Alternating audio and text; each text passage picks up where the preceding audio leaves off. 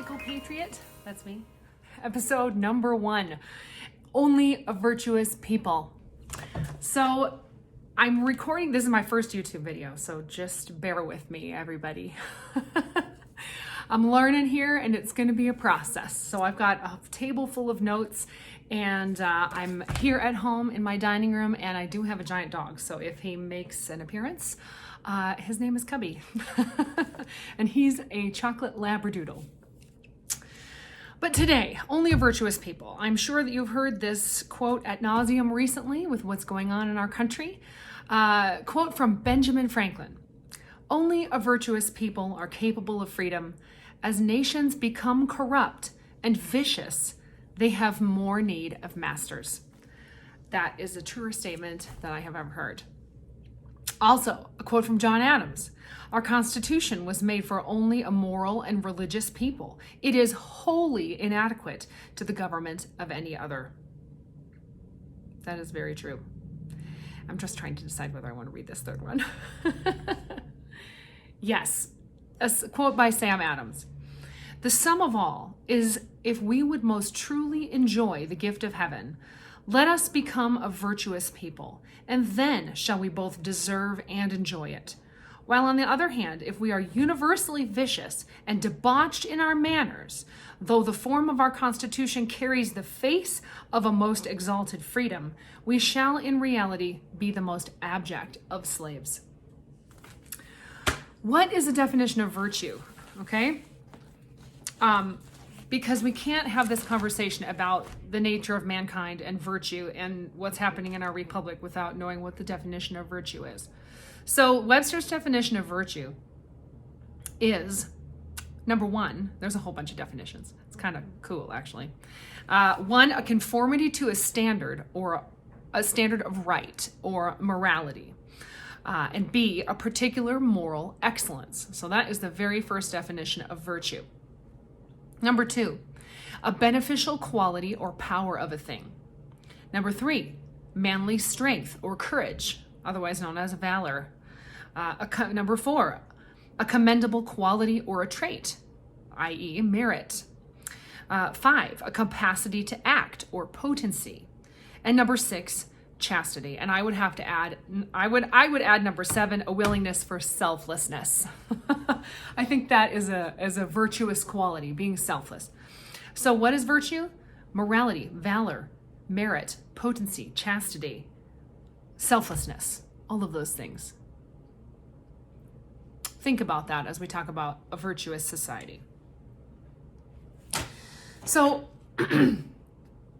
sorry, oops, I put my notebook away. Can't do that, I have so many notes in here.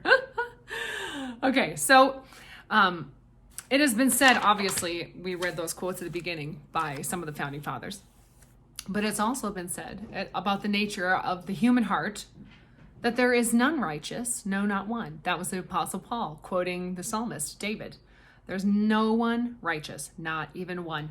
Psalm 10:3 says, for the wicked boasts of his heart's desire, and he blesses the greedy and renounces the Lord.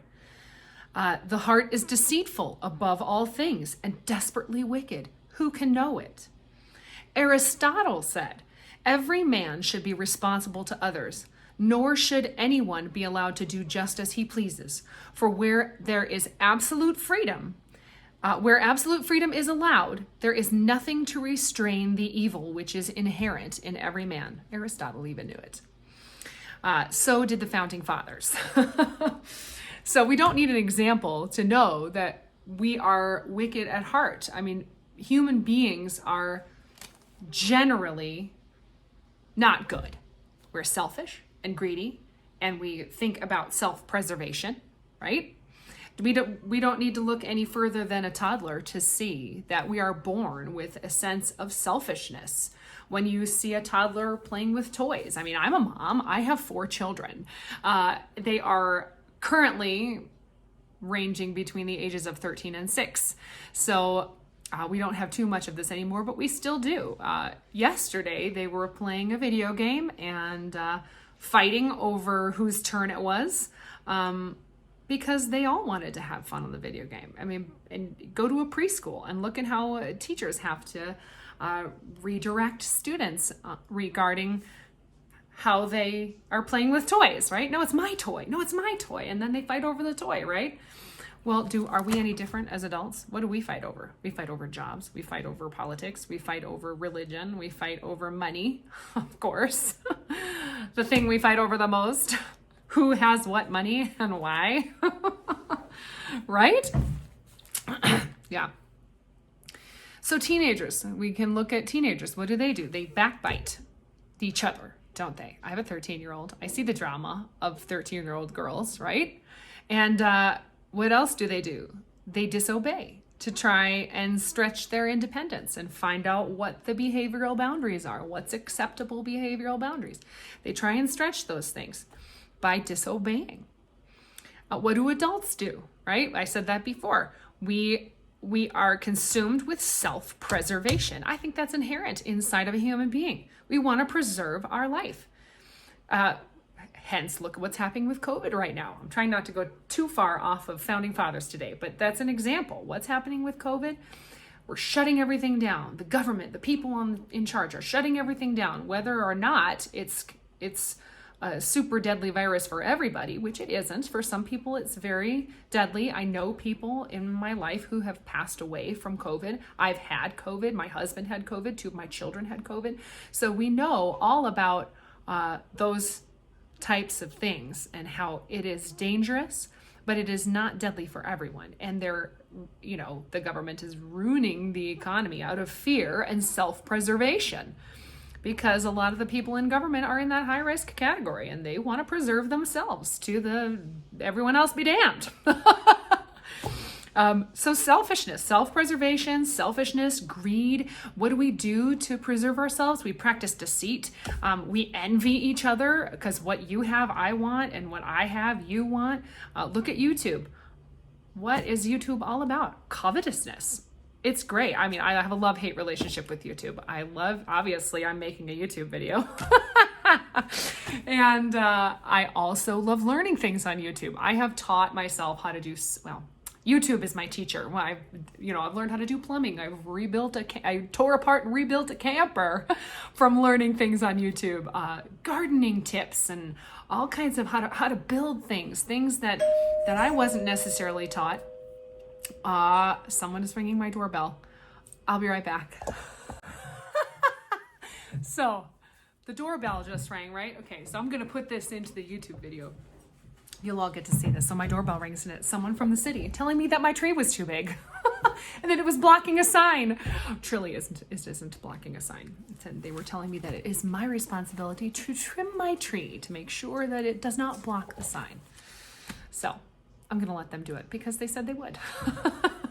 Hooray! Government at its finest. Where was I? We were talking about the Founding Fathers. We were talking about deceit and envy and all the things that we do. And YouTube, that's what we were talking about. We were talking about YouTube. The love-hate relationship with YouTube, because it's great for learning. It's also very destructive in regards to the things on there. I don't believe that pornography is a good idea, and because it destroys marriages, and marriages are an important backbone to society. And I hate that is on YouTube. I hate it. And I also love learning things. Like I said before, I taught myself how to crochet by watching YouTube, and I love to crochet. It's one of my fun pastimes that I like to do in addition to music and all those kinds of things. But it teaches our children covetousness and envy, because what do they see all the fancy YouTuber people doing? Throwing around money like it doesn't even mean anything. You win this contest staying in a house for 24 hours and I'll give you $10,000. Well, that is not normal. And of course, a lot of kids today, not only my own, I have a couple of children who like to watch YouTube, but I also know of other people's children who are the same. I want to grow up and be a YouTuber because then I'll be rich and I'll make all kinds of money. And I say to them, that is not practical.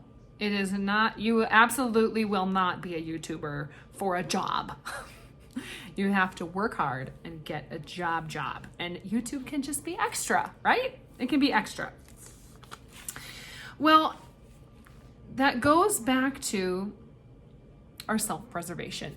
right? That's what we're talking about. Self-preservation, selfishness, greed. We want to take care of ourselves. We want to have nice things. And we live in this very first world society of America. We are very, very first world. Although there is poverty here, and we'll talk about that in another episode. Our founding fathers knew how wicked we were at heart. Alexander Hamilton wrote in Federalist 6, I can't remember which Federalist it was. Anyway, my Federalist paper says underneath the camera. I can't pull it out right now. But I do have the quote written down, that men are by nature ambitious, vindictive, and rapacious. I love that word. Rapacious. It's actually quite a terrible word. It means aggressively greedy and grasping, or excessively covetous. We are ambitious, we are vindictive, and we're rapacious. Well said, Mr. Hamilton. George Washington wrote a letter to John Jay. He said the same thing. Let me find it in my notes here, my many pages of notes. He said the same thing in a letter to John Jay on August 15th, written on August 15th, 1786. He said, "We have probably had too good an opinion of human nature in forming our confederation." Duh. And then further on in that letter it says, "What astonishing changes a few years are capable of producing. I am told that even respectable characters speak of a monarchical form of government without horror. From thinking proceeds speaking. Thence to acting is often but a single step. But how irrevocable and tremendous! What a triumph for the advocates of despotism to find that we are incapable of governing ourselves, and what systems founded on the basis of equal liberty are merely ideal and fallacious. What to God that wise measures may be taken in time to avert the consequences that we have too much reason to apprehend." They knew, which is why they created our Constitution, which is in jeopardy right now. He says this in another letter, and I feel like that's where we're at in our country. Did I lose my page? I think I did. Yes. In a letter to Henry Knox, written on October 15th, 1787, George Washington, this is my George Washington book, my selected writings of George Washington. It's a fantastic, fantastic book. I love how some of it gets a little dry. I'll be honest. Some of the stuff when he's talking about this happened on this day and this battle and this person, blah, blah, blah. A little bit boring, but some of it is fascinating. This one, I love this quote. "The Constitution is now before the judgment seat. It has, as was expected, its adversaries and its supporters, which will be preponderant, is yet to be decided." I feel like that's where we're at right now. Are we going to follow the Constitution? It's like it's being judged again. Are we going to follow it? Are we going to throw it away? Because that's what it feels like we're on the precipice of. Only a virtuous people can keep our country. And right, that other quote that's being thrown around all the time right now is we have a republic if we can keep it, right? If we can keep it. Another quote by Aristotle. The founders were so wise in taking some of the thoughts of Aristotle and using all of the history of a lot of the other democratized nations to come up with the idea of a representative republic. It's just brilliant. "The government of free men is nobler and implies more virtue than a despotic government. Neither is a city to be deemed happy or a legislator to be praised because he trains his citizens to conquer and obtain dominion over their neighbors, for there is great evil in this." We should not be praising legislators and cities and people in government for training their citizens to conquer and obtain dominion over their neighbors. Because in this country, we are equal. There is great evil in that, says Aristotle. And I agree. So, our Constitution isn't a kind of that time it was a phone call. This is the most interrupted video, but that's okay. We'll put it in 3. It is what it is, brother, as my husband would say. What is tyranny? Okay, we're not going to go back. We're not going to talk too much about tyranny right now, but just so you know what tyranny is, since today is January 4th, 2021. Sorry, it was New Year already. Tyranny is a form of government where all the powers of government are exercised by one body, which rules for its own sake and not the common good. What does that sound like? I'll leave that to you to think about. I'm sure if you are on the left, you'll think that sounds like the Republicans. I'm sure if you're on the right, you'll think it sounds like the Democrats. I'm sure if you're in the middle, you'll think it sounds like everybody.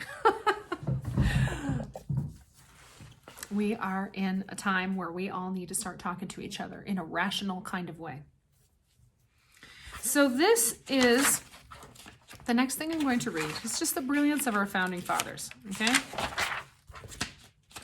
This is from an essay written by James Madison called The Vices of the Political System of the United States, written in April of 1787. Not that long ago. It seems like a long time, but our country is not that old. It has come a long way towards the negative and the positive in some ways, obviously, since its founding. But here we go. We're talking about virtue and evil in the heart of man. That's, before I go on, I think I would like to say that it's my opinion that that is where the fundamental difference is between the left and the right, and those who want to uphold the Constitution and those who don't want to uphold the Constitution in this country right now. Is what's the motive? Is the motive power? And is the thought process that people are good at heart, and so if we give them the freedom, they'll do what's right? Is that realistic? Is that practical? Not really, because people are going to be selfish and vindictive and rapacious. They will. Left to their own druthers. Or do we follow the Constitution? The Constitution was brilliantly put in place because the founding fathers knew that stuff like this would happen. They knew there would be crazy elections. They knew that people would get into power who were only in it for their own benefit and the benefit of their clique of people. They knew it would happen because they were wise. And that's something that's missing in a lot of people in America today, is wisdom. So I'm going to read a bunch of things now from our founding fathers around the time of the Constitution, when it was written. So what did I say? This is 1787? Is that what I just said? 1787, James Madison. So, mutability of the laws of the states. Okay, so before this, he was talking about how the states at this time, they were still under the Articles of Confederation, and it wasn't working because the states were making so many laws and they were changing the laws all the time, and nobody could figure out what was happening and when. Sounds a lot like what's still happening today, except in the federal government, where there's law after law after law, and nobody can read them because there are 5,000 pages. I'm trying to make my way through HR 133, and it's slow, but I'm going through it. It is a lot of pages, I tell you what. My eyes go buggy by the end of the day when I have my reading time. I do my HR 133 reading. Every year, almost every session adds a new volume of laws. This may be the effect in part, but it can only be in part of the situation in which the revolution has placed us. A review of the several codes will show that every necessary and useful part of the least voluminous of them might be compressed into 1/10 of the compass, and at the same time be rendered tenfold as perspicuous. Mutability of the laws of the states is the next section, number 10. This evil is intimately connected with the former, yet deserves a distinct notice, as it emphatically denotes a vicious legislation. If we daily see laws repealed or superseded before any trial can have been made of their merits, and even before a knowledge of them can have reached the remoter districts within which they were to operate. In the regulations of trade, this instability becomes a snare, not only to our citizens, but to foreigners also. So that's a little more guided to that time that they were dealing with when they were trying to figure out all their trade stuff, but that never ends. We're always trying to figure out trade. Injustice of the laws of the states. If the multiplicity and mutability of laws prove a want of wisdom, their injustice betrays a defect still more alarming not merely because it has a greater evil in itself, but because it brings more into question the fundamental principle of a republican government, that the majority who rule in such governments are the safest guardians of both public good and private rights. And to what causes is this evil to be described? These causes lie, 1, in the representative bodies, and 2, in the people themselves. Representative appointments are sought from 3 motives. 1, ambition. 2, personal interest. And 3, public good.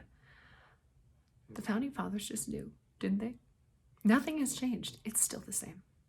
Ambition, personal interest, and public good. Unhappily, the first 2 are proved by experience to be the most prevalent. Hence, the candidates who feel them, particularly the second, which is personal interest, are most industrious and most successful in pursuing their object, and forming often a majority in the legislative councils with interested views contrary to the interest and views of their constituents. What does that sound like right now? Join in a perfidious sacrifice of the latter to the former. A succeeding election, it might be supposed, would displace the offenders and repair the mischief. But how easily are the base and selfish measures masked by pretexts of public good and apparent expediency? How frequently will a repetition of the same arts and industry which succeeded in the first instance again prevail on the unwary to misplace their confidence? How frequently, too, will the honest but unenlightened representative be the dupe of a favorite leader, veiling his selfish views under the professions of public good, and varnishing his sophistical arguments with the glowing colors of popular eloquence?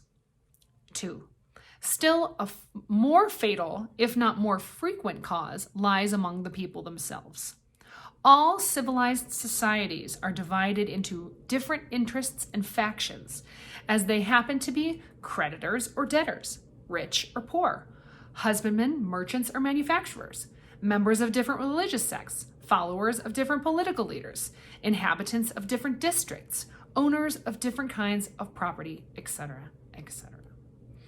In republican government, the majority, however composed, ultimately give the law. And whenever, therefore, an apparent interest or common passion unites a majority, what is to restrain them from unjust violations of the rights and interests of the minority or of individuals? 3 motives only. 1, a prudent regard for their own good, as involved in the general and permanent good of the community. This consideration, although decisive weight in of itself, is found by experience to be too often unheeded. Correct. It is too often forgotten by nations, as well as by individuals, that honesty is the best policy. Isn't it? I don't know about you, but I'm tired of all the lying liars who lie right now. That's what I like to call them. There's lying liars who lie in Washington. There's lying liars who lie on the news. There's lying liars who lie everywhere. And it drives me crazy. That's why I'm making this YouTube channel. So we can just read what the Founding Fathers said about our country, not what the news tells us, not what our our friends tell us, not what our even our politicians sometimes tell us, because they're twisting things. Let's read it from the mouths of the founders. This is what they wrote. No joke. If you haven't read it, you should. It is too often forgotten by nations as well as individuals that honesty is the best policy. Secondly, respect for character. However strong this motive may be in individuals, it is considered very insufficient to restrain them from injustice. Isn't that true? I'm going to skip a little bit. And thirdly, this is a good one. Will religion, the only remaining motive, be sufficient? Will it be a sufficient restraint? It is not pretended to be such on men individually considered. Will its effect be greater on them, considered in an aggregate view? Quite the reverse. The conduct of every popular assembly, acting on oath, the strongest of religious ties, proves that individuals join without remorse in acts against which their consciences would revolt if proposed to them under the like sanction separately in their closets. When indeed religion is kindled to enthusiasm, its force is like that of other passions, increased by the sympathy of a multitude. But enthusiasm is only a temporary state of religion, and while it lasts, it will hardly be seen with pleasure at the helm of government. Besides, as religion in its coolest state is not infallible, it may become a motive to oppression as well as a restraint from injustice. So both of those things, it can become a motive to oppression and it can be a restraint from injustice, both. Place 3 individuals in a situation where the interest of each depends on the voice of the others, and give 2 of them an interest opposed to the rights of the third. Will the latter be secure? The prudence of every man would shun the danger. The rules and forms of justice suppose and guard against it. Will 2,000 in a like situation be less likely to encroach on the rights of 1,000? The contrary is witnessed by the notorious factions and oppressions which take place in corporate towns, limited as the opportunities are, and in little republics when uncontrolled by apprehensions of external danger. I'm going to stop there, because what does that remind you of? I mean, that just reminds me, even in the opposite direction, 1,000 oppressing 2,000. Look what's happening in Seattle. I watched a documentary on what's happening in Seattle this year and in the recent years regarding their homelessness and the drug use and everything that happened with Chaz Chop this last summer. Just broke my heart when I was watching it. I had to leave the room. I couldn't handle it anymore, because I just can't handle. Well, I mean, I can handle, but it just hurts me to see all of the despotism everywhere, in people, in government, in everything. There isn't anybody coming up with positive solutions and working together to achieve them. That's the problem. There are solutions on both sides, but unless those sides come together and come up with a plan that is good for the majority of the public, not just one special interest group or another special interest group, or one business or another business. I mean, the founders knew that was the goal, was to come to a common good, right? And so because we're selfish people and we want our special group to be catered to, let's say that, like we want our special group to be catered to, or to be paid back for the injustices done to us, or whatever it might be, whatever kind of a victim group you're in, because that's what government wants. They just want to separate us. They want to separate us into different groups, religious groups, racial groups, which I don't agree with. I mean, we're all one race, a human race. We just happen to have different levels of melanin in our skin and different cultures. Or take our skin off, we're all the same. I know that culture is important, though. I understand that culture is important. My culture is Swedish. My family immigrated here in the late 1800s, as did my husband's family, and they came from Sweden and Norway, and they were farmers in Minnesota and Iowa. Okay, so moving on to Thomas Jefferson. On Notes on the State of Virginia, from 1784. They were having the problem, obviously. The legislatures were dominating everything back then. So he writes this: all the powers of government, legislative, executive, and judiciary, result to the legislative body. That's what was happening. And concentrating these in the same hands is precisely the definition of despotic government. And that seems to be what is currently happening again. Although it is nice that we do have the separation of powers, which is why they instituted that, because this is what was happening. Everything was going to the legislatures of the state governments.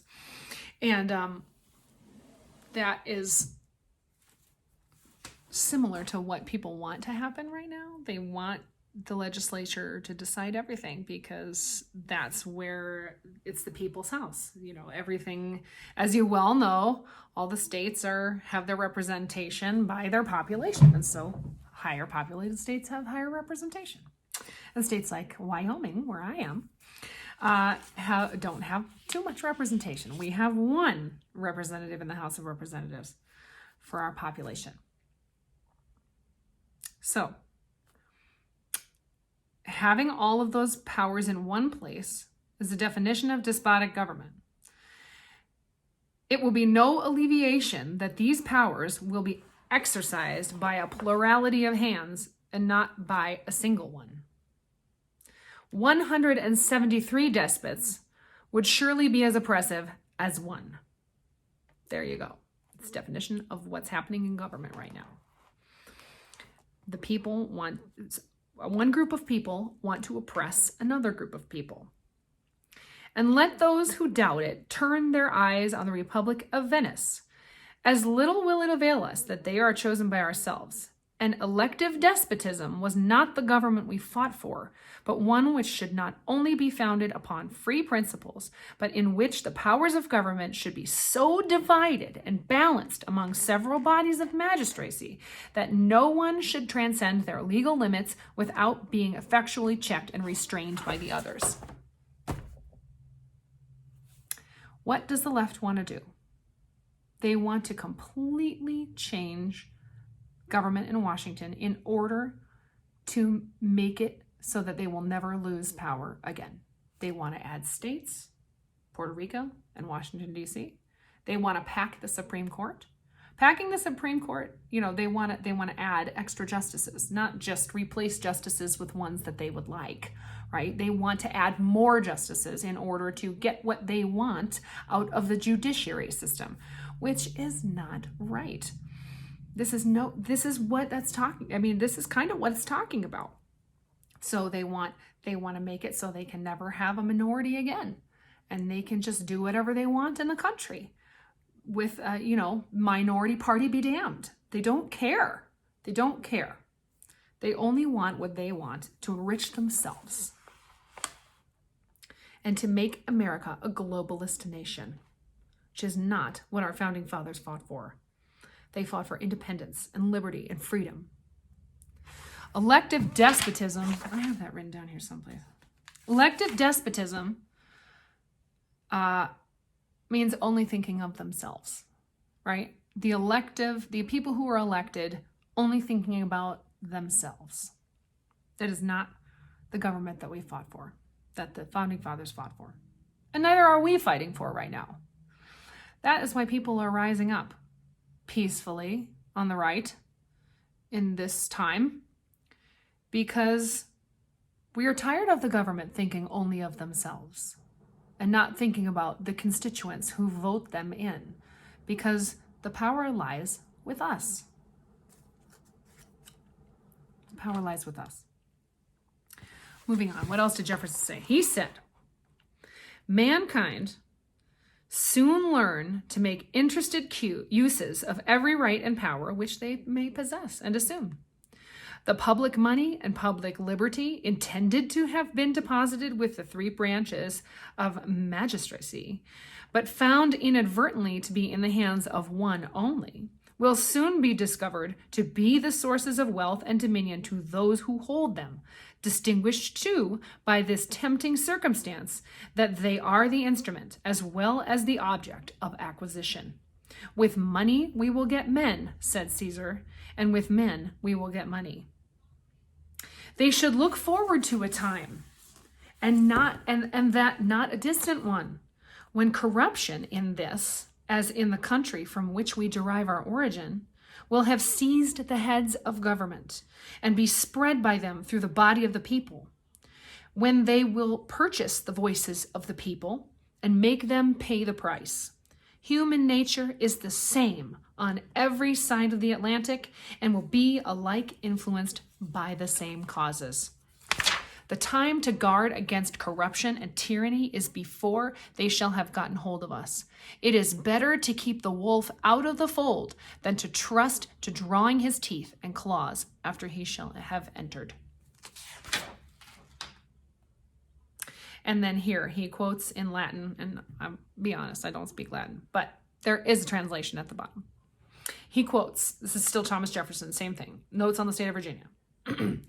All bad examples are derived from good ones, but when power comes to the ignorant or the less good, the new example is transferred from the worthy and fit to the unworthy and the unfit. Where is the rest? Oh, that's the rest of that one. I don't think I have anything else marked in there.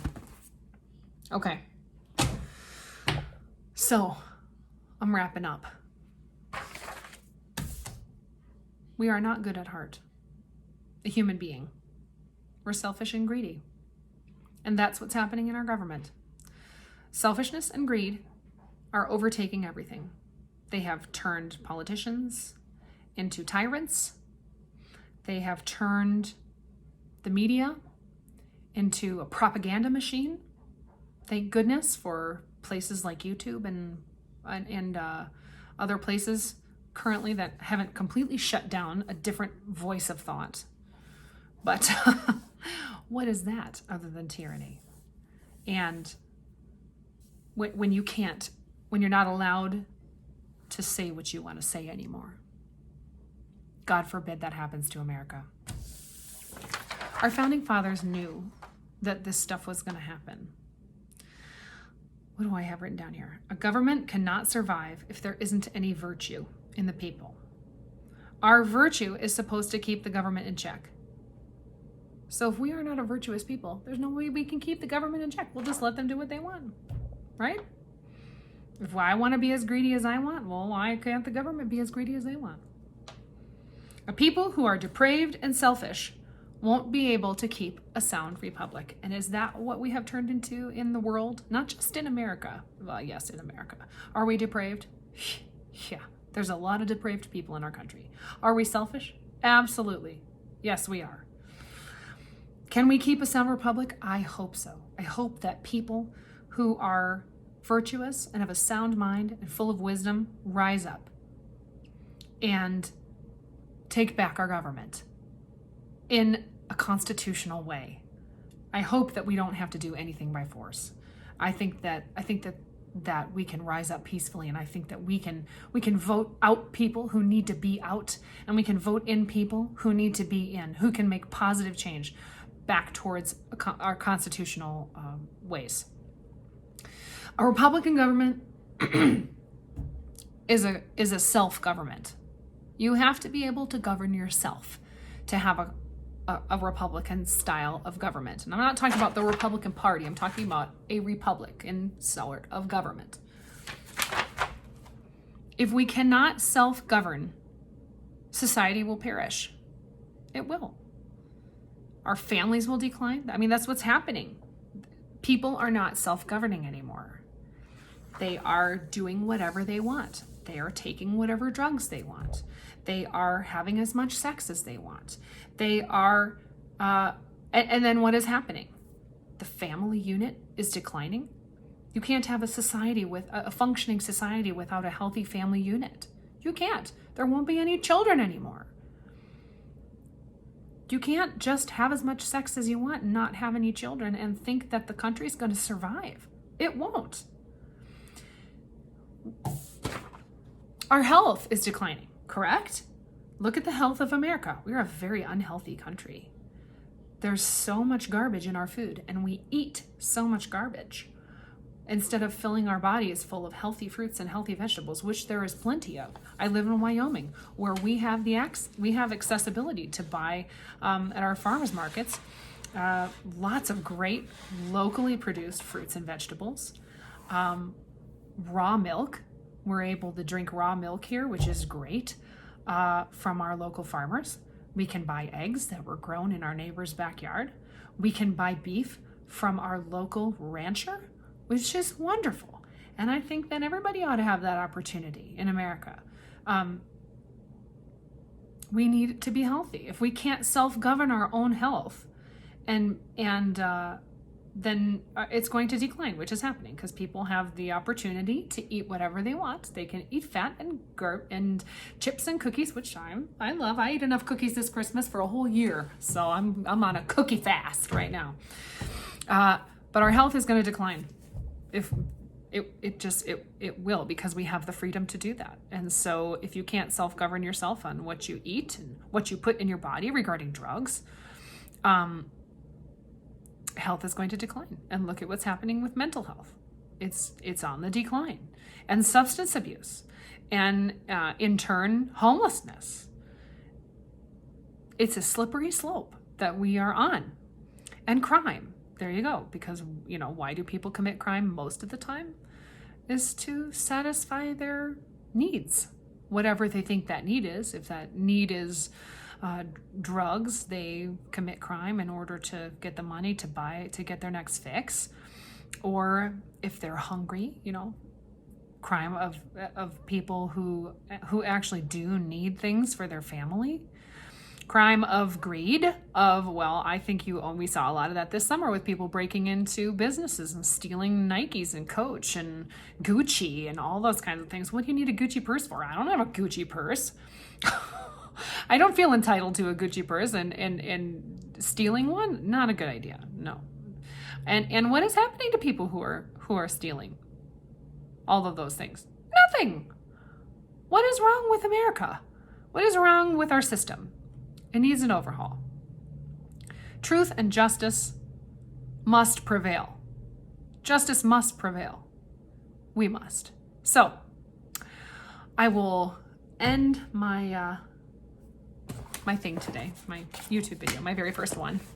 I actually talked a long time. Who knew? With a quote from George Washington from his first inaugural address on April 30th, 1789.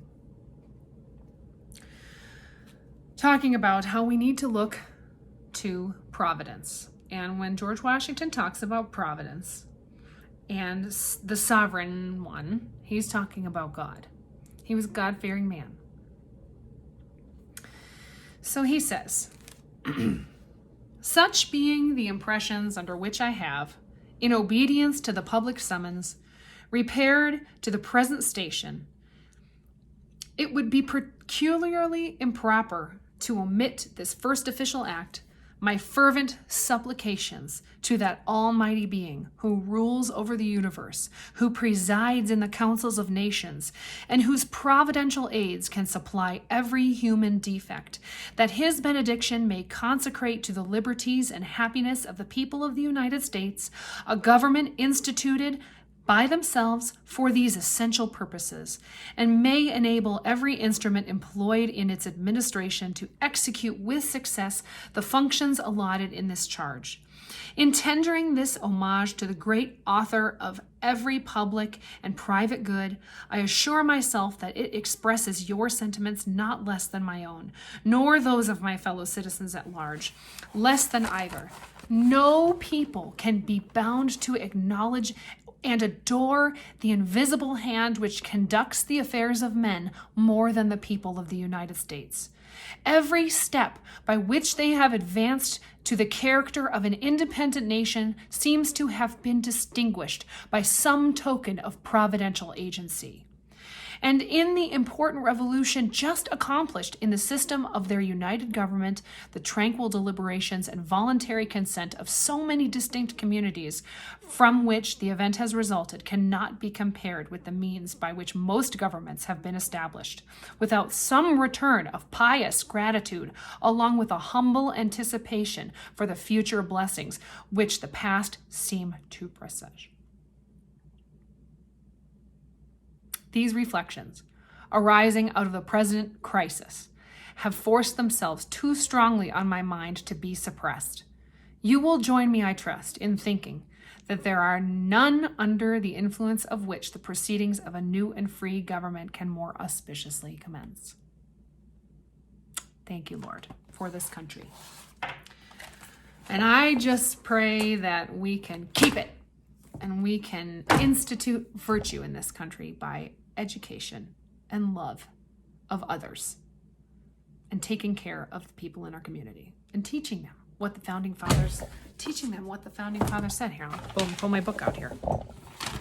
Teaching them what the founding fathers wanted for our country and what a blessing it is and what a blessing America has been all over the world. And how if we are not free, what are we? We're slaves. Let us not be slaves to our government. Have a great day. See you next time. Thanks for watching The Practical Patriot. Like and subscribe below. That's right.